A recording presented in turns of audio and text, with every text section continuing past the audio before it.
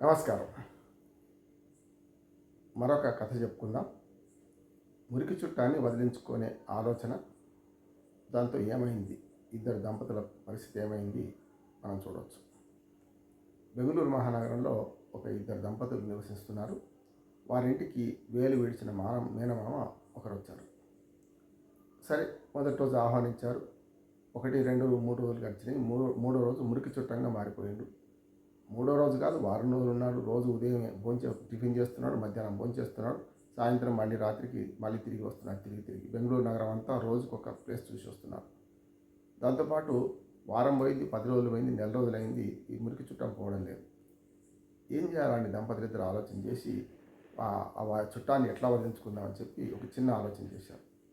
వారి మధ్య తగాదా ఏం లేకున్నా సరే వారిద్దరు గొడవ పెట్టుకున్నట్టు ఆ చుట్టం ముందే బాగా తగాదా పడి పోతుంటే చుట్టం కూడా ఏమీ తోచక, మీరే తగాదా పడుతున్నారు కదా, నేను ఎందుకు ఉండడం అని చెప్పి వెళ్ళిపోతున్నా అని చెప్పి సంచి పెట్టే బేడ సర్దుకొని బయటకు వెళ్ళాడు.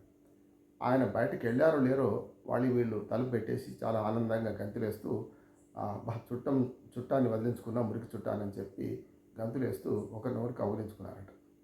ఈ దశలో గడియ పెట్టడం మర్చిపోయారు. తలుపు దగ్గరికి వేశారు. కానీ ఆ చుట్టం కూడా మరొకసారి తలుపు తెరిచి లోపలికి తొంగి చూస్తూ మనం వాళ్ళు అనుకుంటున్న మాటలను విన్నాడు. ఉత్తుత్తి పంచాయతీ పెట్టుకున్నాం, మొత్తం మీద ఈ మురికి చుట్టాన్ని వదిలించుకుందామని వాళ్ళిద్దరు అంటుంటే అప్పుడు చుట్టం కూడా వచ్చి, మీరు ఉత్తుత్తి పంచాయతీ పెట్టుకున్నారు, నేను ఉత్తుత్తిగా వెళ్ళొచ్చాను, మళ్ళీ యథాతథంగా నేను ఉంటాను ఇక్కడే అని చెప్పి తిష్ట వేసి కూర్చున్నాడట. ఇవాళ రాజకీయ పార్టీలు అట్లాగే మనకు అసెంబ్లీ కానీ పార్లమెంట్ కానీ ఇట్లా నడుస్తున్నాయి. భార్యాభర్తల గొడవలాగా అధికార పక్షాలు ప్రతిపక్షాలు గొడవ పెట్టుకుంటున్నాయి. మళ్ళీ బయట అంతా కలిసే ఉంటున్నాం, ఒకరి మీద ఒకరి గౌరవాలు, ప్రేమలు. కాకపోతే పైకి మాత్రం బాగా పరుష పదజాలతో విమర్శించుకుంటున్నారు. తీరా వచ్చే కల్లా మళ్ళీ వాళ్ళ రంగులన్నీ ఒకటే. అందుకని జెండాలు వేరైన అజెండాలు ఒకటే. ఒకే తాను ముక్కలుగా వ్యవహరిస్తున్న పార్టీలు ఇవాళ చుట్టంగా వచ్చిన ప్రజలు, అంటే ఓటేస్తున్నాం, చుట్టంగా మారిపోతున్నాం, మనం ప్రజలు మభ్యపెడుతున్నారు. ఆ తెలివిగల చుట్టంలాగా వాళ్ళ గొడవలను పట్టించుకోకుండా వాళ్ళు గొడవ పడుతుంటారు. మా సమస్యల పట్ల సంగతి ఏంది అని నిలదీయాల్సిన బాధ్యత చుట్టంలాగానే మనకు ప్రభుత్వాల మీద ఉన్నది.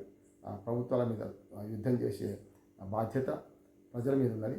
ప్రజలు ఏం చేయాలంటే ఉత్తుత్తి పంచాయతీ పెట్టుకున్న పార్టీలను పట్టించుకోకుండా నిజంగా ప్రజల కోసం పనిచేస్తున్న పార్టీలను ఆదరించాలి. అట్లా నిజంగా ప్రజల కోసం పనిచేసేటట్టు వీళ్ళని మార్చాలి.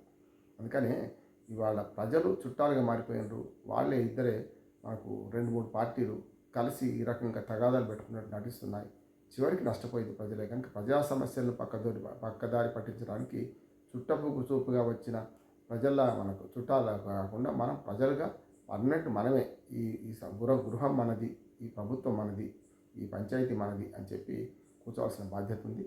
అందుకనే మనకు దీని నుంచి నీతి ఏం చేసుకోవాలంటే, ప్రజలమైన మనం ఇల్లు మనది, చక్కదిద్దుకోవాల్సిన బాధ్యత మనది. దానికి తగిన పార్టీలను ఎన్నుకోవాలి, తగిన పార్టీలకు ఓట్లు వేయాలి, తగిన పార్టీల ద్వారా మనం సరైన విధంగా అభివృద్ధి సాధించాలి. అంతే తప్ప వాళ్ళ పంచాయతీ వాళ్ళ గొడవలు బట్టి మనం తలలు పగలగొట్టాల్సిన అవసరం లేదు అని నీతి.